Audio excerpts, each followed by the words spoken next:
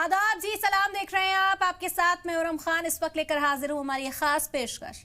Lok Sabha election 2024 की तैयारियों के बीच पासमानदा मुसलमान सुर्खियों में आ गए हैं।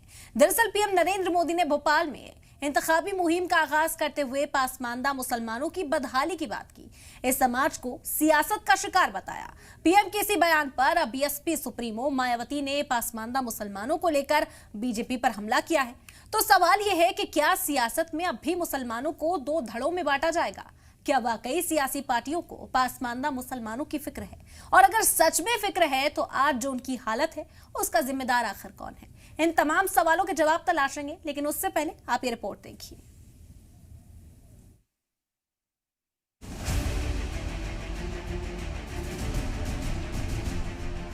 लोकसभा इलेक्शन के लिए सियासी पार्टियों की तैयारियां आहिस्ता आहिस्ता आगे बढ़ रही हैं। क्या हुकूमत और क्या अपोजिशन, सभी की नजर मुस्लिम वोटर्स पर है कि उनका रुख क्या होगा।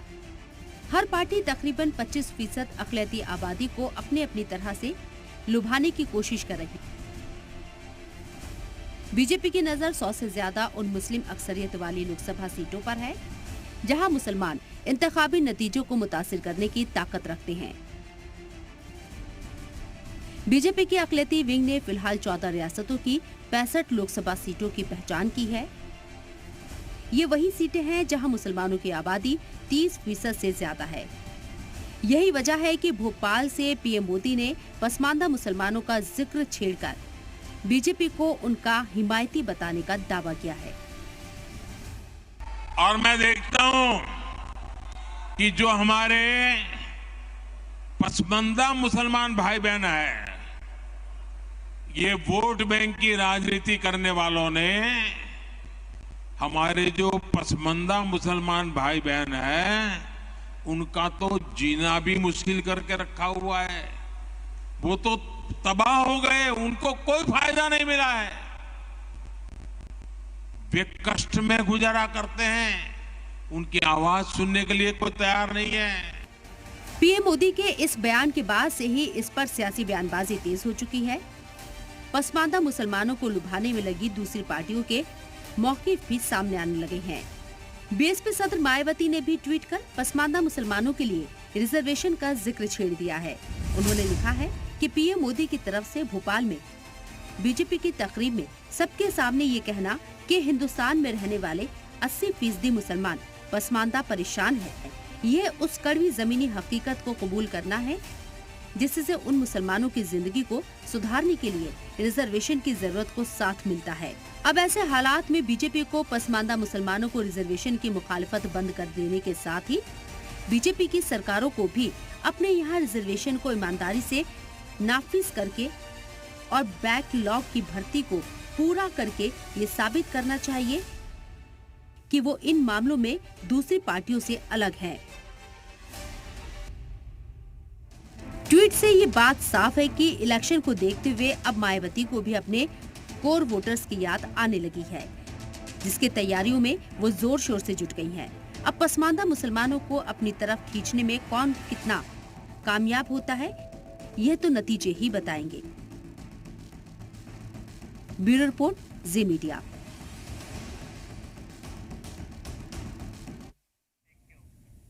तो पासमानदा मुसलमानों को लेकर चर्चा तेज है, कई तरह के सवाल हैं। क्या सियासी मुद्दे के तौर पर पासमानदा मुसलमानों की याद एक बार फिर से सियासी पार्टियों को आई है? इन्हीं तमाम सवालों के जवाब तलाशते हैं। इस पर खास मेहमान जुड़ गए हमारे साथ। तारुफ आपसे करा देते हैं। R K Mishra, senior leader BJP, इस वक्त हमारे साथ चर्चा में है, और सैयद जवाब, पॉलिटिकल एनालिस्ट, जुड़ गए हमारे साथ। सबसे पहले बहुत शुक्रिया आप लोगों का अपना कीमती वक्त हमें देने के लिए, हमारे साथ जुड़ने के लिए। आरके मिश्रा साहब, क्योंकि पीएम मोदी ने बयान दिया, सबसे पहले रुख आप ही का करना चाहेंगे। समझेंगे पासमानदा मुसलमानों की याद सियासत के मौजू के तौर पर आती है, इंतखाब जैसे ही नजदीक आते हैं ये जो गूंज है ये बार बार सुनाई देने लगती है, और सियासत भी भरपूर इस वक्त है। क्या समझते हैं पासमानदा मुसलमानों को?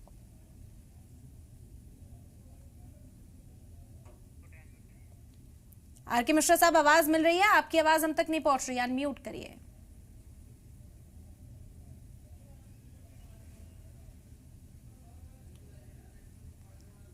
आपकी आवाज हम तक नहीं पहुंच पा रही, हम कोशिश करेंगे फिर आपसे राब्ता करने की। इस वक्त हमारे साथ सैयद जवाद पॉलिटिकल एनालिस्ट भी हैं, उनसे राब्ता करते हैं। सैयद जवाद साहब, आपसे समझना चाहेंगे, पासमानदा मुसलमानों की चर्चा इस वक्त तेज हो गई। हम देखते हैं जैसे ही कोई इंतखाब नजदीक आता है, मुसलमानों का जो ये मुद्दा है गूंजता हुआ, सुर्खियों का सबब बनता हुआ नजर आता है। किस तरह से आप पासमानदा मुसलमानों की जो हालात हैं उसे देखते हैं और सियासत में क्या समझते हैं? नहीं, देखिए, मुसलमानों की बात करी जाएगी और खासतौर से भारतीय मुसलमानों की बात करी जाएगी तो भारतीय मुसलमान जो है वो अपना मुस्तकबिल खुद चुनते हैं।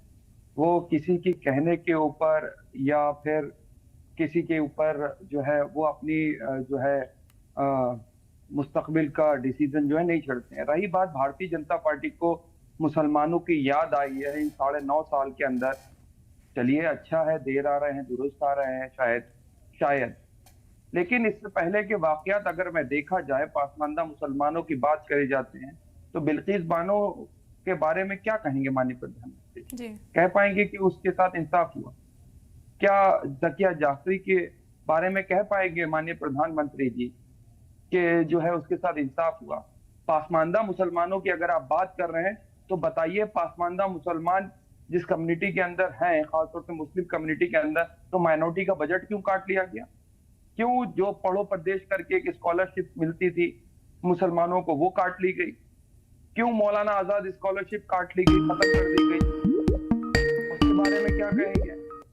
और तमाम ऐसी चीजें हैं। भारत के मुसलमानों के साथ तशद्दुद होता है बहुत सी जगहों पे, क्या करेंगे उसके लिए?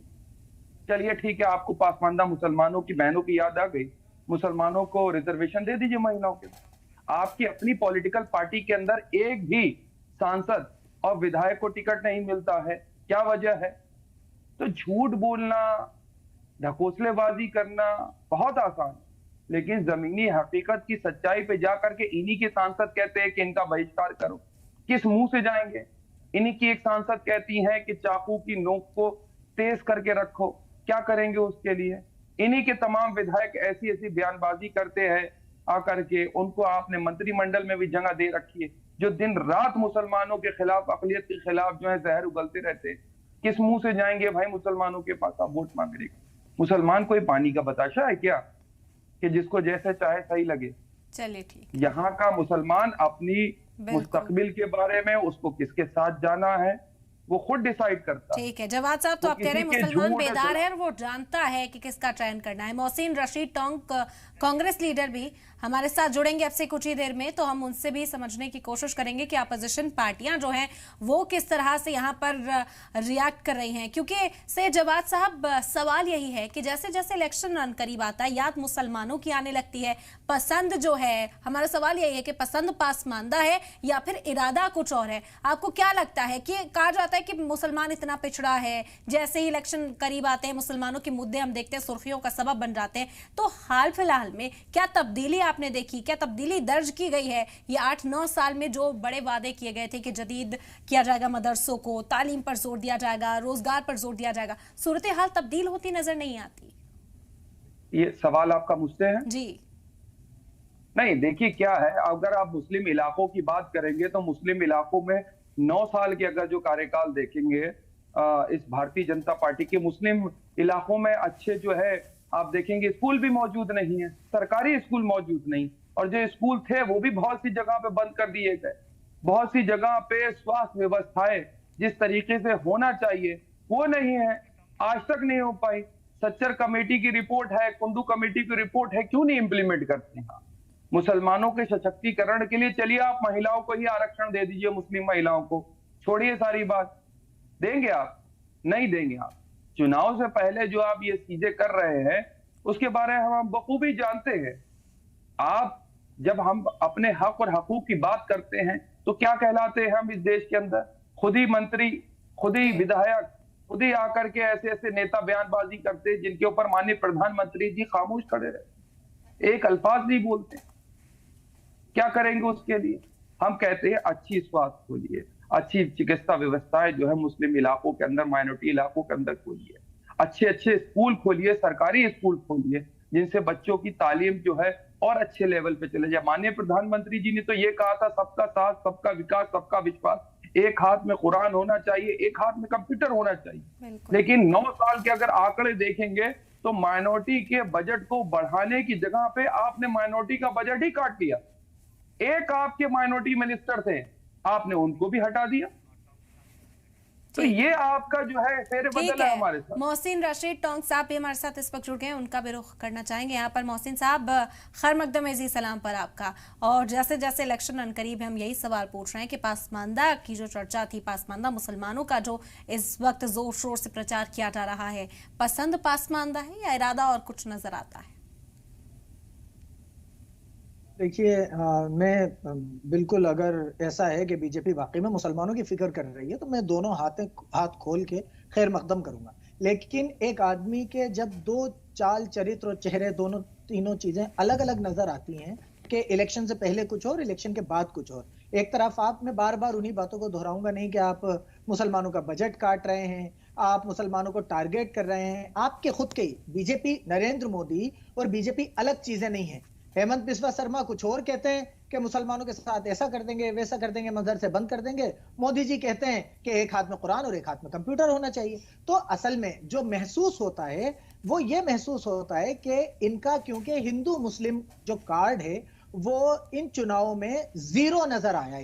इन्होंने कर्नाटका चुनाव में बेइंतहा कोशिश की, बजरंगबली को भी इन्होंने चुनाव का मुद्दा बना दिया। इन्होंने सारी चीजों को ऐसे कोशिश करी कि मुसलमानों का रिजर्वेशन काट देंगे। तो अगर मोदी जी मुसलमानों को आगे बढ़ाना चाहते हैं तो कर्नाटका में रिजर्वेशन खत्म करने की वो बात कहां से आ गई थी? तो इनका मकसद ये है। अब मुझे जो महसूस होता है वो ये महसूस होता है कि ये, क्योंकि इनका हिंदू कार्ड खत्म होता जा रहा है, हिंदुओं के अब समझ में आ रही है कि हिंदुओं का धर्म, उनकी जो इमोशंस हैं, जो उनके जज्बात हैं, वो इनके लिए खाली चुनावी मामलात हैं कि बस ये उनसे वोट ले लें। तो ये जब उनको वो कार्ड खत्म होता नजर आ रहा है तो ये सोच रहे हैं 1%, 2%, 5% जो भी मिले वो मुसलमानों को बेवकूफ बना के खींच लो। जैसा कि अभी मुझसे पहले जो मुकर्ररी थे उन्होंने बताया कि आपका एक ही तो मिनिस्टर था मुसलमान, वो भी माइनॉरिटी कमीशन का, आपने उन्हें भी, माइनॉरिटी अफेयर्स का, आपने उन्हें भी हटा दिया। तो असलियत में इनके दिलों में मोहब्बत नहीं है, नफरत है मुसलमानों के लिए। लेकिन चुनाव में इन्हें वोट तो चाहिए। जो घट रहा है उसे कहां से बढ़ाएं? अब कोई कार्ड भी नहीं बचा, तो इसलिए ये गरीब मुसलमानों के हमदर्द होने का दिखावा करके और ये ऐसा कर रहे हैं। मैं गुजारिश करूंगा आपके चैनल के माध्यम से मोदी जी से कि अगर आपको मुसलमानों की इतनी परवाह है, चलिए गरीबों की सही, आपको गरीब मुसलमानों की, पसमानदा मुसलमानों की परवाह है, तो सबसे पहले आप उन्हें रिजर्वेशन दे दीजिए, सबसे पहले आप उनके लिए बजट बढ़ा दीजिए, सबसे पहले आप उन्हें पॉलिटिकल रिजर्वेशन दीजिए, आप चुनाव में टिकट दीजिए, यूपी चुनाव में दीजिए, राजस्थान के चुनाव में टिकट दीजिए, एमपी चुनाव में टिकट दीजिए। इतना तो करिए। ठीक है, जवाब ले लेते हैं। आर के मिश्रा साहब, सुन रहे हैं आप, अपोजिशन किस तरह के सवाल उठा रहा है, कैसे जवाब देगी बीजेपी? अब देखिए, ऐसा है, यहाँ पर जो भी दो व्यक्ति बैठे हुए हैं, मुझे लगता है जो कि कहीं भी पसमानदा मुसलमानों के फेवर में कहीं पे भी बात नहीं है। मेटल कोटेड व्यक्ति बैठे हुए हैं यहाँ पर, जिस तरह से कोटिंग करके बैठे हुए हैं और एक नैरेटिव सेट करने की कोशिश कर रहे हैं। मुझे लगता है जो कि कम से कम इन लोगों को मंथन करना चाहिए। आज इससे पहले किसने ये आवाज उठाई थी?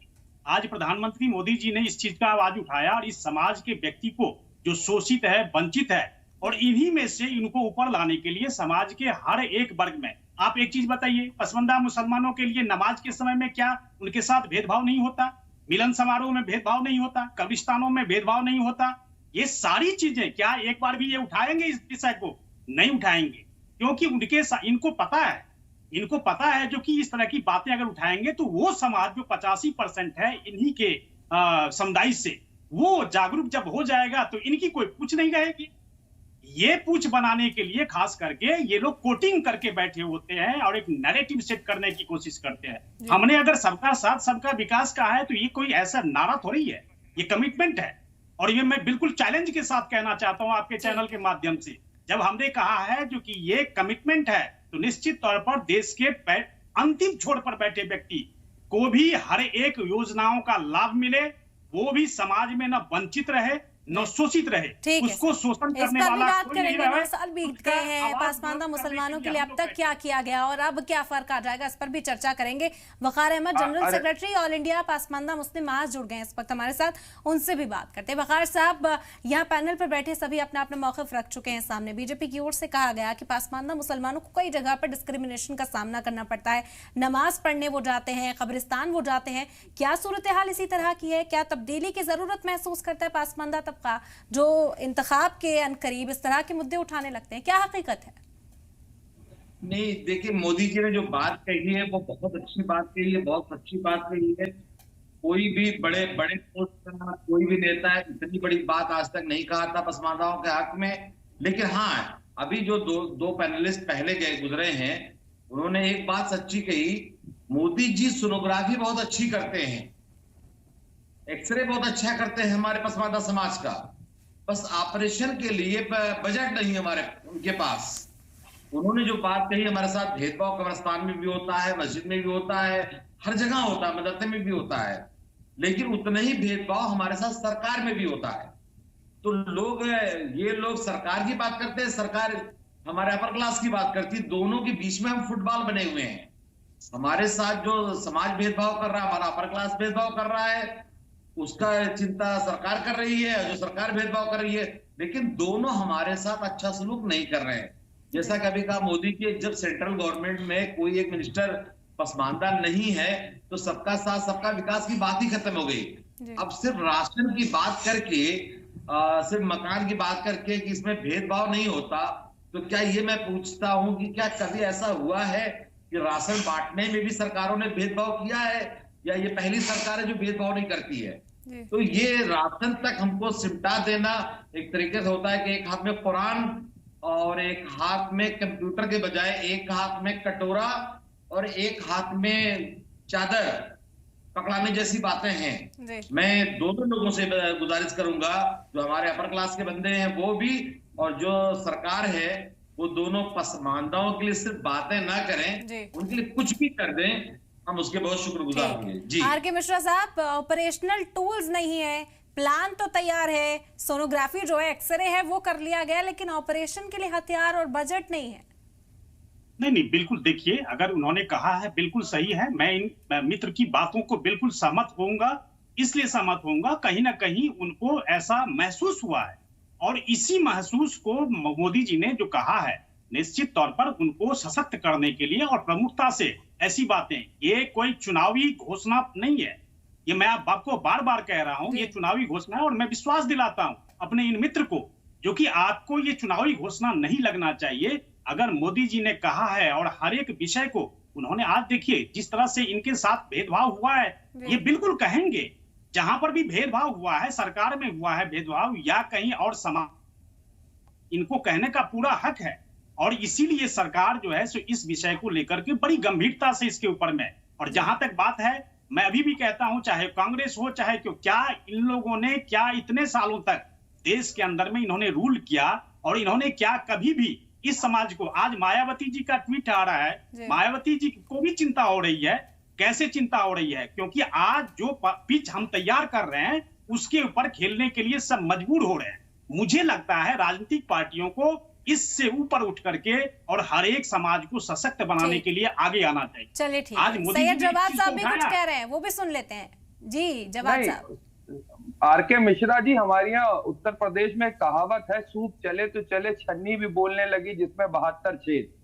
बड़ी पासमानदा मुसलमानों की बात कर रहे हैं आप, अपने गिरबान में झांक के देखिए, आज तक भारतीय जनता पार्टी का राष्ट्रीय अध्यक्ष ना कोई महिला बनी, ना कोई दलित महिला बनी। बना देते किसी महिला को राष्ट्रीय अध्यक्ष आप, मैं जान जाता आपको कि आप जो है महिलाओं के हिमायती हैं, पासमानदा के आप हिमायती हैं।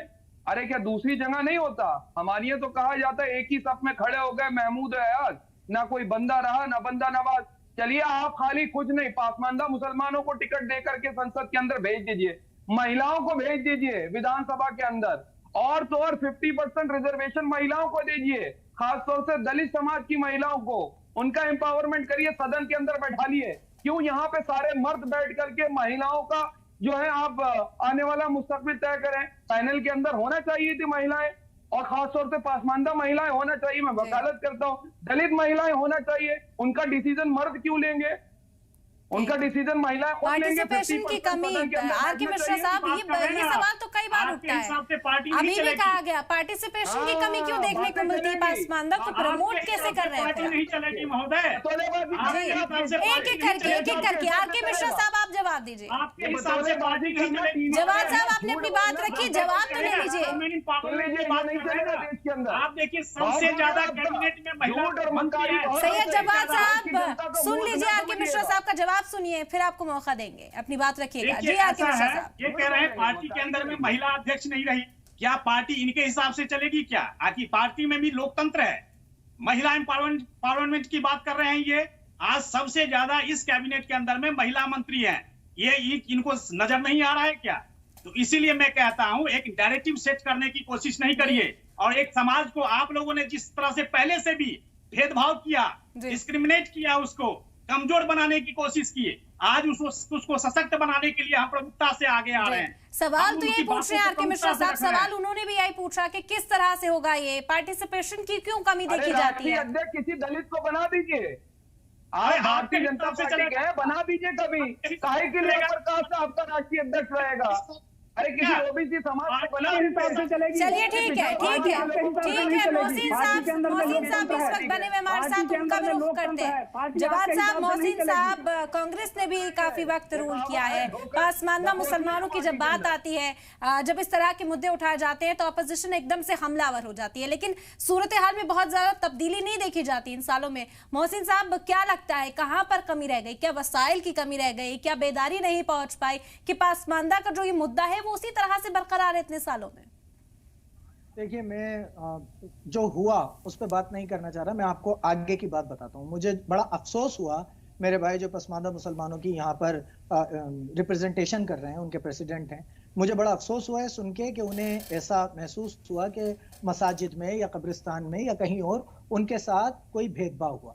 तो वैसे मैंने अपनी जिंदगी में किसी भी मस्जिद, किसी भी कब्रिस्तान में कुछ भेदभाव देखा ही नहीं। अगर पहली सफ में इमाम के पीछे कोई एक रिक्शा चलाने वाला भी खड़ा है तो शहर का सबसे अमीर आदमी आके भी उसे ये नहीं कह सकता कि तुम पीछे आ जाओ। लेकिन फिर भी मैं इस बात को झुटलाना नहीं चाहूंगा, अगर मेरे भाई कह रहे हैं कि उनके साथ ऐसा हुआ या उनके सामने ऐसी कोई नॉलेज है, तो आपके साथ खड़ा होने वाला सबसे पहला आदमी मोहसिन रशीद होगा, चाहे भेदभाव करने वाला कोई भी हो। आप मुझे बताएं, चाहे मेरी पार्टी का हो, चाहे किसी और पार्टी का हो, चाहे कोई शहर का सबसे बड़ा रईस हो या मुल्क का सबसे बड़ा रईस हो, अगर ऐसा हुआ है तो आप प्लीज ये कोट करें कि किसके साथ कहां हुआ, क्योंकि आपके सिर्फ भेदभाव कह देने से बहुत सा गलत मैसेज चला जाएगा।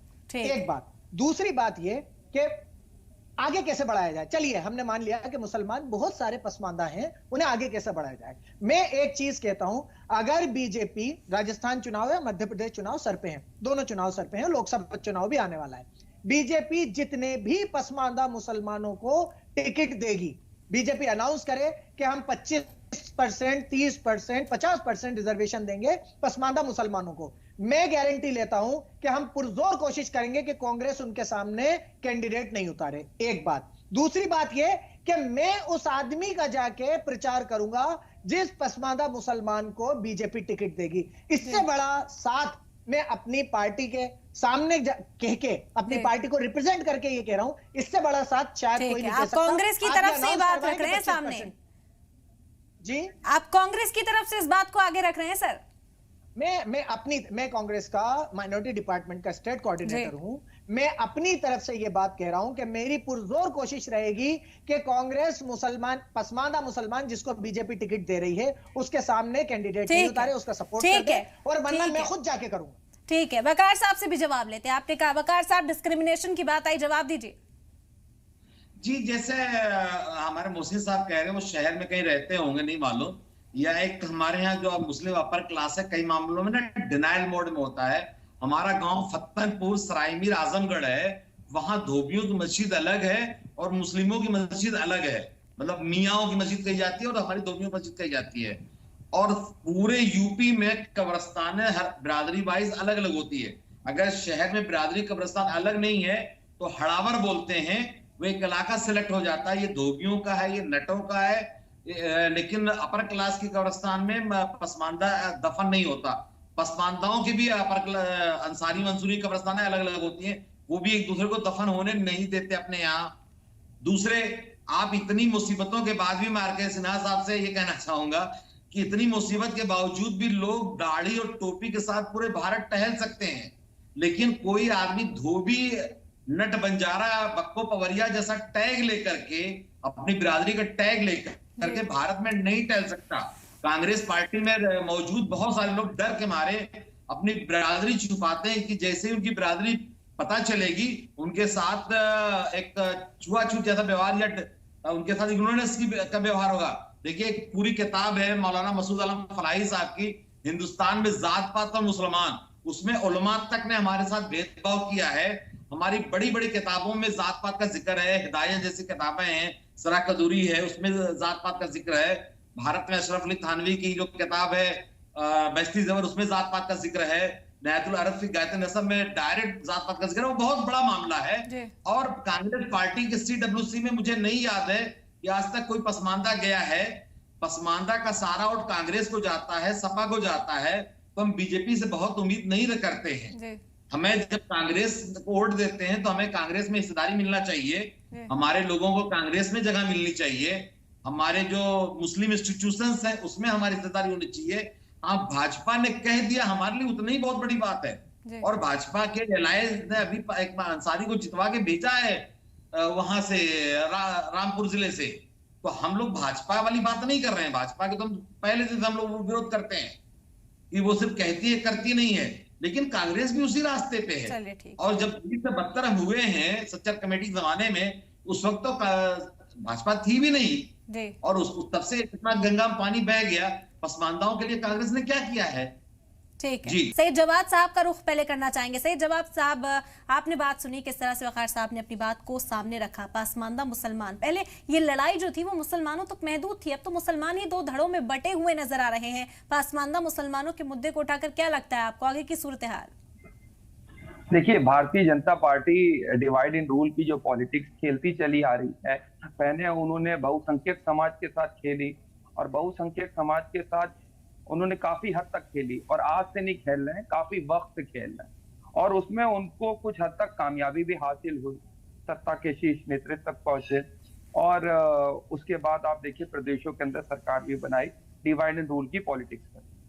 कर्नाटक चुनाव के बाद इनकी समझ में आ रहा है कि भाई ये जो हम अब कर रहे हैं उससे कोई देश की जनता को ज्यादा फायदा नहीं हो रहा। देश मूल मुद्दों के ऊपर जो है बहस और चर्चा चाहता है, तो इन्होंने नई चर्चा लेकर के आए पासमानदा मुसलमानों की। पासमानदा मुसलमानों का मौजू बिल्कुल सही कहा, आज का नहीं है, काफी लंबे वक्त से।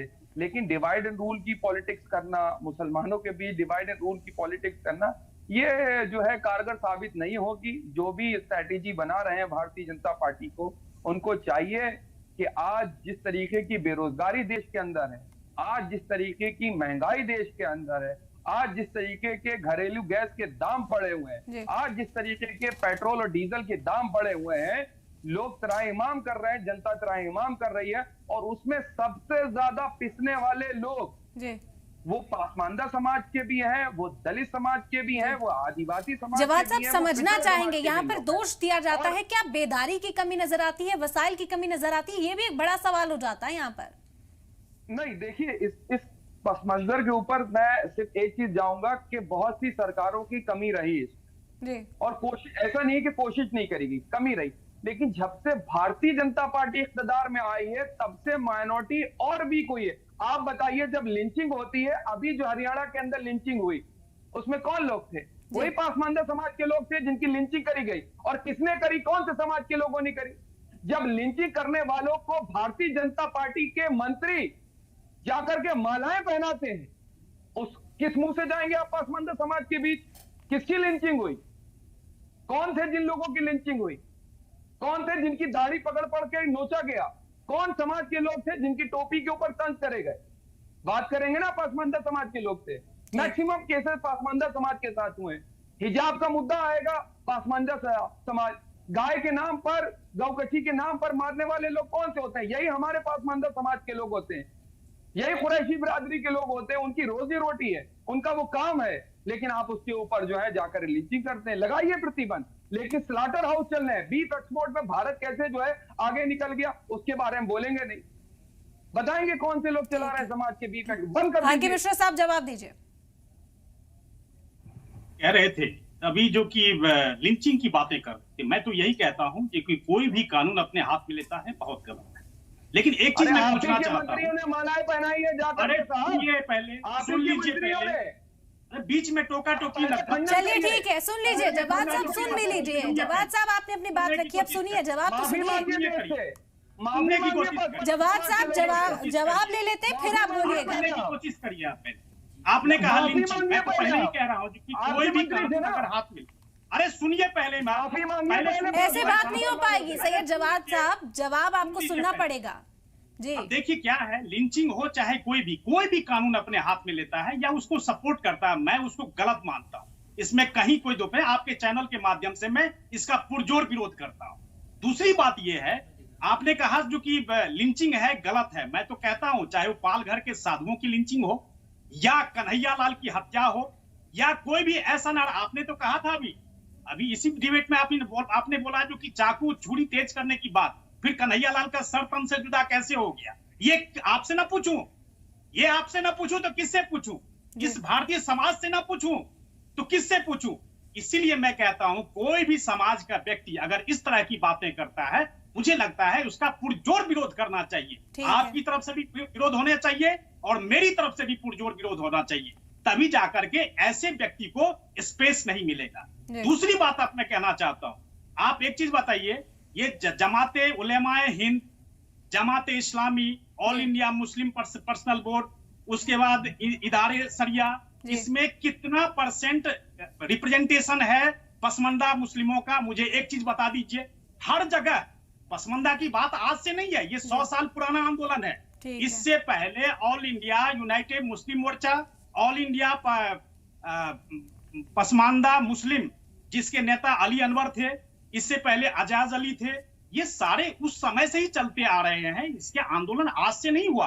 आज हमने भाजपा ने इस चीज को प्रमुखता से उठाया, भाजपा ने इस विषय को बड़ा ही स्ट्रॉन्ग रूप में उठाया है और इनको वंचित जिस तरह से आप लोगों ने किया है, आप अभी उन्होंने मेरे मित्र ने स्वीकार किया इस चीज को, जो कि हाँ कब्रिस्तान में भी कहीं ना कहीं भेदभाव है। आप तो अब इसको मिटाया कैसे जाएगा? आर के मिश्रा साहब, क्या स्ट्रैटेजी है फिर, किस पर काम किया जाएगा? क्योंकि वकार साहब ने एक और बात कही, उन्होंने कहा कि एक हाथ में कटोरा एक हाथ में चादर पकड़ा देने से, फ्री राशन तकसीम करने से तो नहीं भला हो रहा पासमानदा तबकों का। देखिए हर एक चीज सरकार के पास में ड्राफ्ट होता है, हर चीज के ऊपर में अगर हम बात करते हैं, हमारे मैनिफेस्टो में भी आएगा। मैं आपको बिल्कुल विश्वास दिलाता हूं, जब हम चर्चा करते हैं, जब हम किसी विषय को लाते हैं, उससे पहले उसके ऊपर में वर्किंग करते हैं, उसके ऊपर में काम करते हैं। ऐसे नैरेटिव सेट करने की हम लोग कोशिश नहीं करते जी। ठीक है, मोहसिन साहब का रुख करना चाहेंगे। मोहसिन साहब, चर्चा आप सुन रहे हैं, आपसे भी वकार साहब ने जो तमाम सवाल किए थे उनका जवाब भी हम तलाशने की कोशिश करेंगे। साथ ही साथ जो ये सवाल उठ रहे हैं कि पासमानदा तबकों के बारे में आखिर हुआ क्या तब्दीली आई, इस पर भी जवाब चाहेंगे।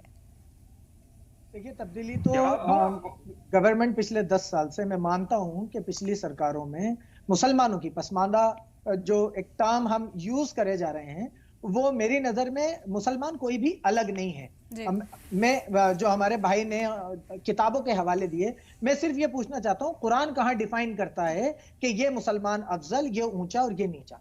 कुरान सिर्फ एक बार डिफाइन करता है कि जिसके आमाल ज्यादा बेहतर वो सबसे ऊंचा। तो मैं उसमें बिलीव करता हूं और अल्हम्दुलिल्लाह राजस्थान की जहां तक हम बात करें, वहां पर ऐसा कहीं 1% भी देखने को नहीं मिलता कि मसाजिद अलग हो। कहीं हो सकता है, उसके लिए हमें काम करना चाहिए। और यूपी माइनॉरिटी डिपार्टमेंट में मैं खुद बात करूंगा कि अगर ऐसी चीजें हैं तो कांग्रेस माइनॉरिटी डिपार्टमेंट इसमें इन्वॉल्व होके और इन चीजों को सॉर्ट आउट करे। बात है कि चलिए मोदी जी ने ये उठा लिया, हमें अफसोस, हमें कोई इसमें विरोध, हमें कोई इसमें कोई कॉन्ट्रडिक्शन ही नहीं है। मोदी जी अगर इसे उठाना चाहते हैं, चाहे पसमानदा को कहें, चाहे डिफरेंस करके कह दें कि हम कुरैशियों को उठाएंगे या हम कायम खानियों को उठाएंगे या हम मेवातियों को उठाएंगे, आप तो किसी को भी ऊपर अपलिफ्ट कीजिए, किसी को भी ऊपर उठाइए। उठेंगे तो हम ही ना, मुसलमानों में कोई जात बिरादरी, कोई जात पात नहीं है। आप तो किसी भी मुसलमान को अपलिफ्ट कर दीजिए, उनको ऊपर ले आइए, हमें खुशी होगी। आप डिक्लेयर कीजिए कि आप इतने % टिकट देंगे।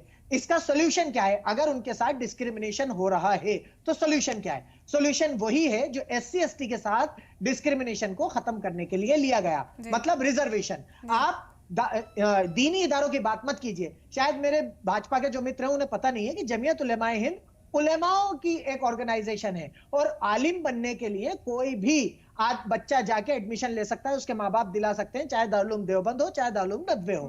तो वहां आलिम बनाने से ये चीज खत्म नहीं होगी, ये चीज खत्म होगी। आप ये बताइए, आपने मुसलमानों को यूनिवर्सिटीज में कितना रिजर्वेशन दिया? आपने मुस्लिम बच्चों की एजुकेशन के लिए क्या किया? आपने एम्प्लॉयमेंट के लिए क्या किया? तो आप रिजर्वेशन डिक्लेयर कीजिए, पॉलिटिकल इकोनॉमिकल दोनों।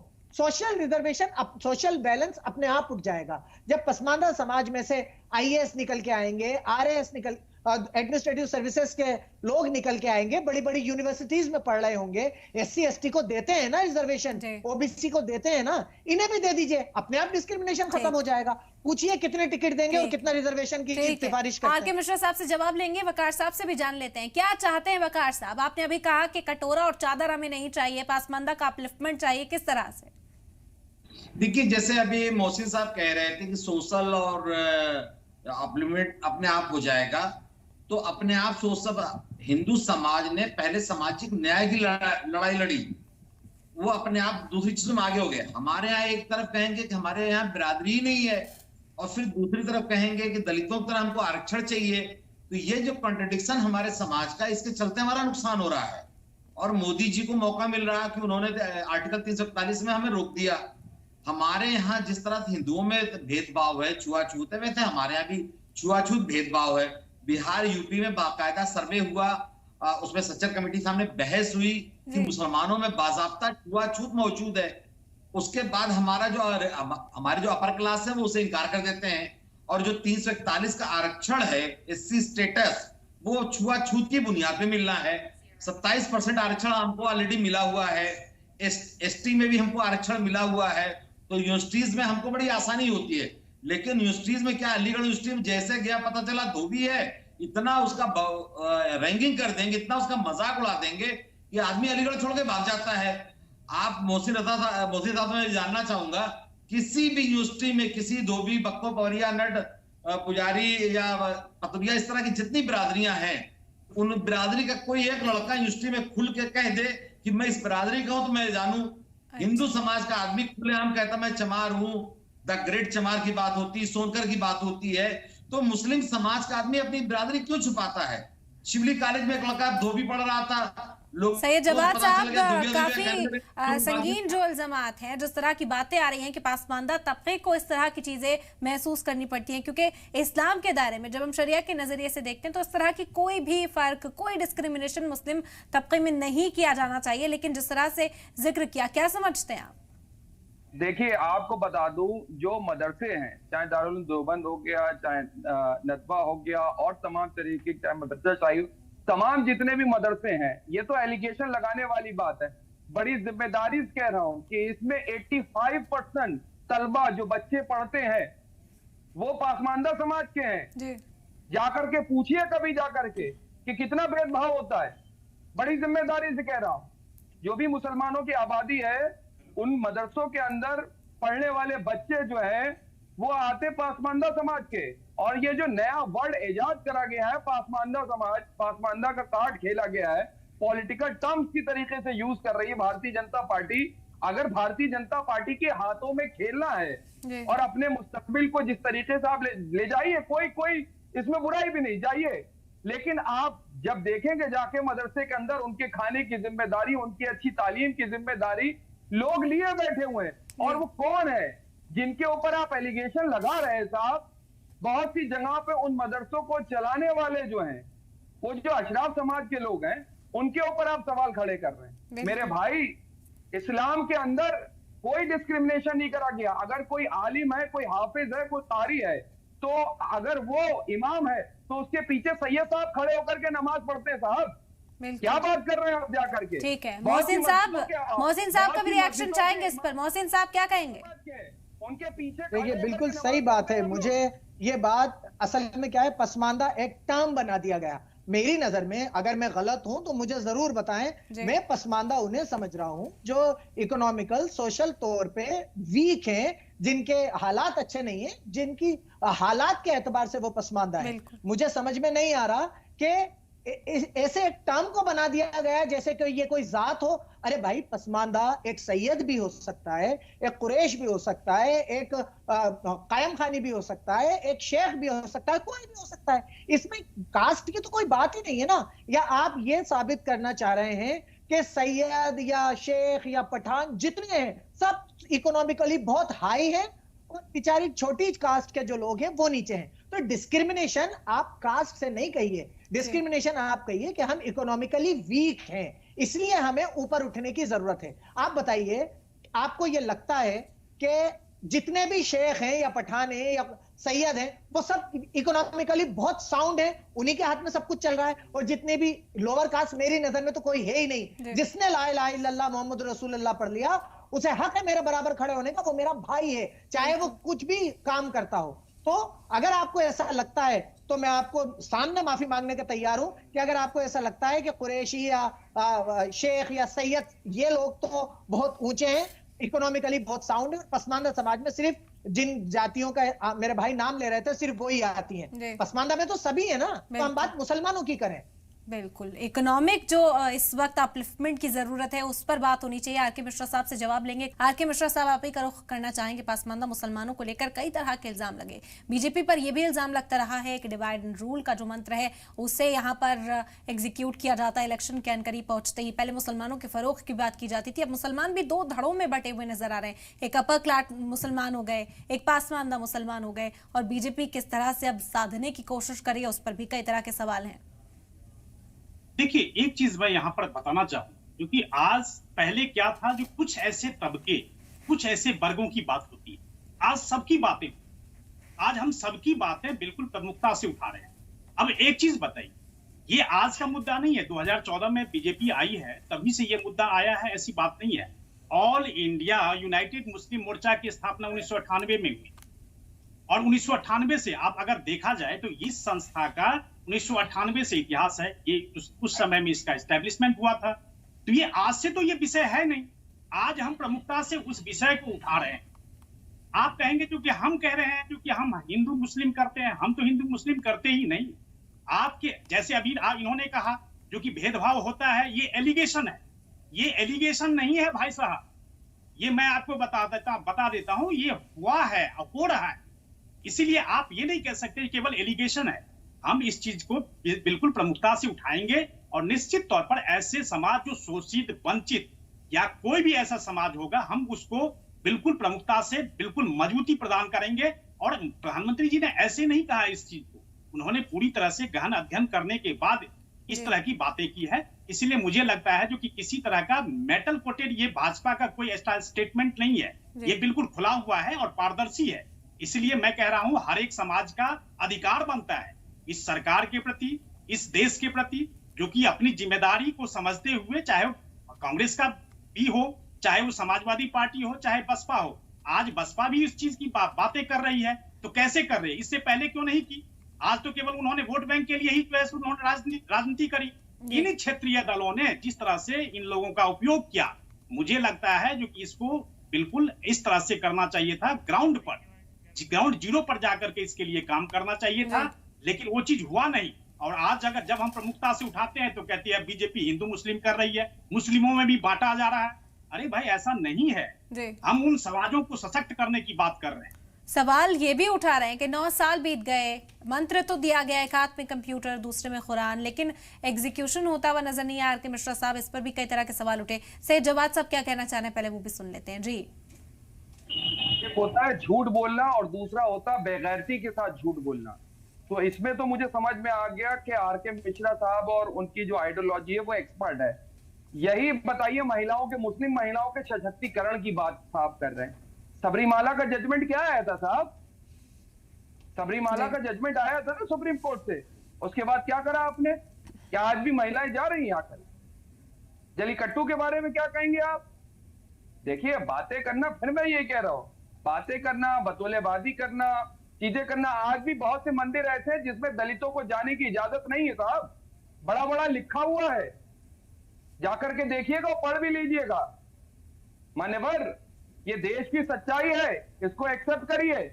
और जब से भारतीय जनता पार्टी इक़्तिदार में आई है, आज आपको बता दूं, जो आपकी पेरेंटल ऑर्गेनाइजेशन है आरएसएस, उसका राष्ट्रीय अध्यक्ष आज भी पिछड़े समाज और दलित समाज से नहीं बना, हमेशा अपर कास्ट से बनता है और चित्पावन ब्राह्मण बनते हैं। क्यों है ये डिस्क्रिमिनेशन? ठीक है। आरके मिश्रा साहब, रिजर्वेशन पर भी कई सवाल उठाए गए इस दौरान, उस पर भी जवाब चाहेंगे। अपलिफ्टमेंट चाहिए तो फिर किस तरह से दे रहे हैं अपलिफ्टमेंट? आरके मिश्रा साहब, देखिए मेरे से पूछ रहे हैं जी। देखिए, ऐसा है, आज हम इस विषय को बिल्कुल प्रमुखता से उठा रहे हैं और निश्चित तौर पर आप देखेंगे, क्योंकि हमारे बिल्कुल संकल्प पत्र में भी होगा, इसमें कहीं कोई मैं झूठ ये कह रहे हैं हम झूठे हैं। आप एक चीज बताइए, यहाँ पर आज एक समाज को सशक्त करने की बात हो रही है, तो इनको तकलीफ क्या है जी? आज इनके जिन समाज का भेदभाव हुआ, जिनके साथ भेदभाव हुआ, उनको सशक्त करने की बात हो रही है, तो इनको तकलीफ क्या है? ठीक है। वकार साहब उसी समाज से आते हैं, पासमानदा की बात करें, वो ये कह रहे हैं कि हमें पार्टिसिपेशन चाहिए, तो क्या पार्टिसिपेशन मिलता हुआ नजर आएगा आगे? बिल्कुल नहीं। आपको मैं ऐसे विषय, ऐसे मैं चैनल पर ऐसे बैठकर के बात थोड़ी जी। एक चीफ मिनिस्टर दलित समाज से नहीं दिया है, हमेशा आपके चीफ मिनिस्टर जो है अपर कास्ट से रहे हैं। उसी का जवाब ले रहे हैं, उसी का जवाब ले रहे हैं जमात साहब। आरके मिश्रा साहब जवाब दीजिए, पार्टिसिपेशन पर सवाल कहीं उठ गए हैं। अरे एक चीज बताइए जी, आज देश को एक आदिवासी राष्ट्रपति मिला, किसके? क्या कांग्रेस ने फेवर किया था? क्या कांग्रेस ने फेवर किया था या और किसी दल ने फेवर किया था? मुझे बता दीजिए। आज इस देश को राष्ट्रपति आदिवासी समाज से मिला। ठीक है, मोहसिन साहब जवाब देंगे इसका। मोहसिन साहब जवाब दीजिए। मैं यही पूछना चाह रहा हूँ, आदिवासी राष्ट्रपति मिला और उसी को जगन्नाथ मंदिर के गर्भगृह में नहीं घुसने दिया, आदिवासी राष्ट्रपति को। उसके बाद 2021 में, मुझे सिर्फ इस बात का जवाब दिलवा दीजिए, 2000 आप खामोश रहिए। आरके मिश्रा साहब सुनिए, जवाब दीजिएगा फिर, सुनिए क्या पूछ रहे हैं। मेरी जब मैं बोल रहा हूँ तो आप मत बोलिए। जी जी बोलिए बोलिए। मैं ये पूछना चाह रहा हूँ, 2021 में पहली बार नरेंद्र मोदी जी ने पसमानदा मुसलमान का वर्ड यूज कर लिया था। 2022 में उत्तर प्रदेश में विधानसभा चुनाव हुए, क्या रिप्रेजेंटेशन दिया इन्होंने उत्तर प्रदेश में? और आप एक बात लिख लीजिए, आप जाके अपनी पार्टी को बता दीजिएगा कि आप यूनिफॉर्म सिविल कोड लाइए, इस्लाम में मदाखलत कीजिए। यही अल्हम्दुलिल्लाह हम मुसलमान इतने दीन को लेके अपने इतने स्ट्रांग है कि सबसे पहले जिन मुसलमानों को, पसमानदा मुसलमानों को आप लॉलीपॉप देके बेवकूफ बना के अपनी तरफ लाना चाह रहे हैं ना, इंशाअल्लाह ताला जब दीन हक की बात आएगी तो सबसे पहले हमारे पसमानदा भाई ही सबसे आगे खड़े हुए मिलेंगे आपकी मुखालिफत में। आप लाइए तो वकार साहब क्या कहेंगे? वकार साहब ये कह रहे हैं जवाद साहब और ये मोहसिन साहब, बार बार पसमानदा के लिए आज आपने थोड़ा सा वक्त दिया है, तो ये लोग दलित, आदिवासी, महिला पे बात करने लग रहे हैं, और जाहिर सी बात है कि पसमानदा से हट के बात दूसरी तरफ चली जा रही है। जो आपने कहा कुरान से हम लोग चलते हैं, तो मैं आप लोगों को बता दूं, जो अशराफ, अजलाफ, अरजाल का जो टर्म है, ये संस्कृत का टर्म नहीं है। इसको सच्चर कमेटी ने इस्तेमाल किया था कि अशराफ की हालत थोड़ी खराब है, अजलाफ माने कमीना होता है जिसमें अंसारी, मंसूरी, कुरैशी, रानी आते हैं, उनकी हालत बहुत खराब है। और जिसमें धोबी, नट, बंजारा, बक्को, पवरिया, इस तरह के लोग आते हैं, हलालखोर आते हैं, उनकी हालत दलितों से बदतर है। इस टर्म को सच्चर साहब ने इस्तेमाल किया था। और हमारे बहुत बड़े मौलाना है असरफ अली थानवी रहमतुल्लाह अलैह, उन्होंने कहा था कि सैयद शेख, अलवी, अंसारी बराबर हैं, मुगल पठान इनसे नीचे हैं, और उसके बाद जुलाहे से, दर्जी से नीचे हैं, और धोबी जुलाहे से नीचे हैं। ये बाकायदा बहसी ज़ेवर में लिखा हुआ है, और उसके पीछे जाएंगे तो और सारी कहानियां उसमें नहीं जा रहा। वकार साहब ये थ्योरी बहुत लंबी है, लेकिन बहरहाल यहाँ पर जो कोशिश हमने की कि पासमानदा तबका उसे बताने की कोशिश की जिसको इकोनॉमिक, पॉलिटिकल अपलिफ्टमेंट की जरूरत है, कास्ट और सेंसस से दूर रखने की यहाँ पर फिलहाल कोशिश की। लेकिन बहुत शुक्रिया आप लोगों का, अपना कीमती वक्त आपने हमें दिया, इस चर्चा में आप शामिल हुए। और इसी के साथ हमारे खास पेशकश में फिलहाल इतना ही। दीजिए इजाजत, आदाब।